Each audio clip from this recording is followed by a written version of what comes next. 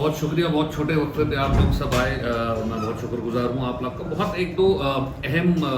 मसले जो हैं आजकल के इलेक्शन के हवाले से सामने देखने को नज़र आ रहे हैं, तो मैं समझता हूँ कि इस पे बात करना बहुत ज़रूरी है और आपके ज़रिए से ये सवाल जो है वो आम आवाम तक भी पहुँचे और इन लीडरान तक भी पहुँचे जो कौम की तर्जुमानी करने की बात वक्तन फ़वक्तन करते आ रहे हैं। हमने कल एक बड़ी इम्पॉर्टेंट एक डेवलपमेंट देखी बड़गाम कॉन्स्टिट्यूंसी में, जहां मुंतज़र मोहिद्दीन साहब ने अपना जो सपोर्ट है वो उमर अब्दुल्ला साहब के लिए जो है उसका ऐलान किया। मुंतज़र मोहिद्दीन साहब किसी तारुफ के मोहताज नहीं है। हर कोई जानता है कि वो बीजेपी की जो बी टीम है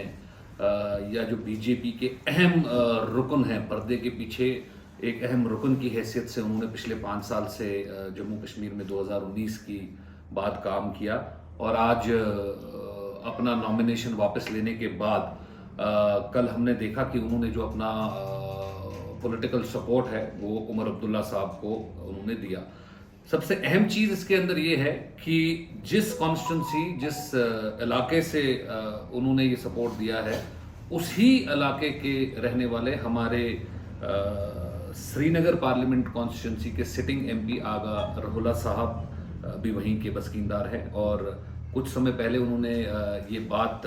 बड़े ज़ोर देकर कही थी कि अगर उनकी पार्टी ने जो नेशनल कॉन्फ्रेंस है या उनके नेशनल कॉन्फ्रेंस के किसी लीडर ने भी बीजेपी की या बीजेपी की ABC टीम के साथ किसी भी किस्म का अलायंस करने की कोशिश की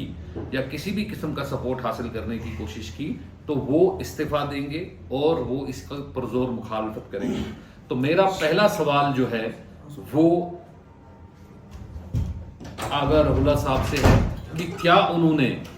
अपनी पार्टी से इस चीज़ के ऊपर सवाल जवाब किए, क्या उन्होंने अपनी पार्टी की लीडरशिप से इस चीज़ के ऊपर सवाल जवाब किए, क्या उन्होंने उमर अब्दुल्ला साहब से ये सवाल जवाब किए कि ऐसा पर्दे के पीछे क्या डील चल रही है, ऐसी पर्दे के पीछे क्या बात चल रही है कि उनको बीजेपी की बी टीम का सहारा लेने की ज़रूरत पड़ गई और ये सहारा भी वो वहाँ ले रहे हैं जहाँ जो कि होम कॉन्स्टिट्यूंसी आगा रहुल्ला साहब की है। तो ये सवाल हमारा आगा रहुल्ला साहब से है, ये सवाल हमारा नेशनल कॉन्फ्रेंस से है। एक और अहम चीज़ जो मैं बताना चाहूँगा इस प्रेस कॉन्फ्रेंस के हवाले से वो ये है कि बहुत जोर देकर ये बात नेशनल कॉन्फ्रेंस के लीडरों के हवाले से की जा रही है कि हम 370 को वापस बहाल करेंगे, 370 की या 35A को वापस बहाल करेंगे। मैं समझता हूँ कि उनके 2 मेंबर पार्लियामेंट पार्टी के उनके इस टाइम पे जो है पार्लियामेंट के अंदर मौजूद हैं और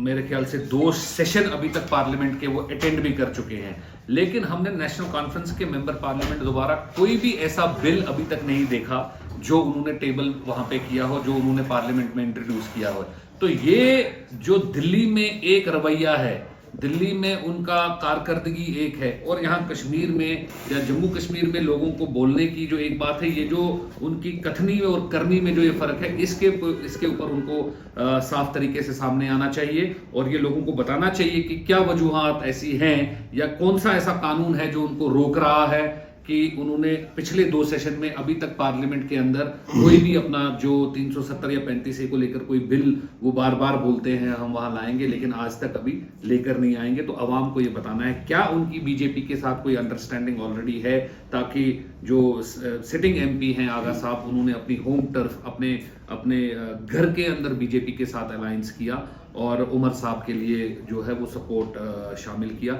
और दूसरा जो 370 और 35A की बार बार वो जम्मू कश्मीर में बात कर रहे हैं, उसके ऊपर अभी तक उनके 2 सिटिंग MPs ने, चाहे वो हमारे मियाँ साहब हों, चाहे वो हमारे आगा रहुल्ला साहब हों, उन्होंने अभी तक इसके ऊपर बिल नहीं है। ये सवाल जम्मू कश्मीर का हर कोई बाशिंदा उनसे कर रहा है, ये पीपल्स डेमोक्रेटिक पार्टी उनसे कर रही है और हम समझते हैं कि जिस क्लैरिटी के साथ या जिस कन्विक्शन के साथ वो बार बार लोगों को ये बताते हैं कि हम इसके खिलाफ खड़ा होंगे, इसके खिलाफ बात होगी, तो आज वो इसका जवाब जो है वो लोगों के सामने रखें। शुक्रिया आपका भी सवाल। अब उनको सपोर्ट में आ गए हैं, लेकिन बीजेपी जम्मू में अच्छा बहुमत लेती है और कश्मीर में डिफरेंट सेकुलर ताकतें लेती हैं, तो क्या जिस तरह आप लोग आपस में इस तरह जो है बयानबाजी कर रहे हैं, कल को अगर आपको ज़रूरत पड़ी तब क्या होगा? देखिए, हमारा जो इलेक्शंस में जाने से पहले का जो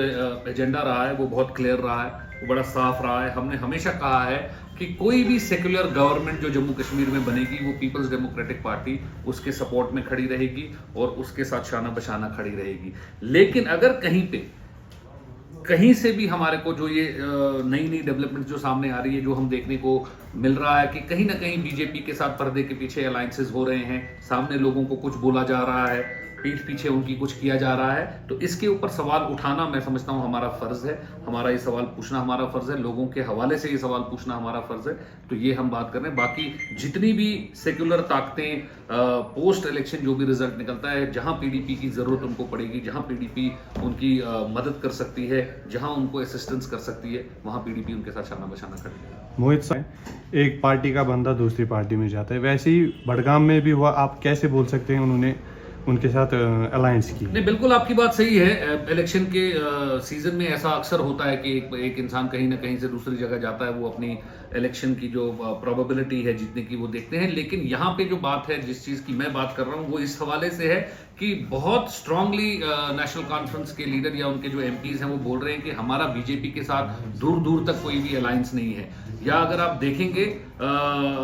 मैं समझता हूं कि जितने भी ABCD टीम्स अभी तक रही हैं, इन्होंने उन्हीं पार्टीज को ज्वाइन किया है जिनको बीजेपी का आशीर्वाद ऑलरेडी है। किसी भी ऐसी सेक्युलर पार्टी या कोई ऐसी जो ताकत जो इनके खिलाफ लड़ रही है, उनके साथ ये ABC टीम के लीडर्स अभी तक वहां नहीं गए हैं। तो जो आगा साहब का या उमर साहब का एक स्ट्रॉन्ग स्टैंड रहा है बीजेपी के खिलाफ या आर्टिकल 370 या 35A के खिलाफ, उसके बावजूद वो बी टीम के साथ, बीजेपी के साथ पर्दे के पीछे रात के अंधेरे में जो ये अलायंस कर रहे हैं, हमारा सवाल उसके ऊपर है कि वो सामने आए और इसकी क्लैरिटी दें। Thank you. ग्लो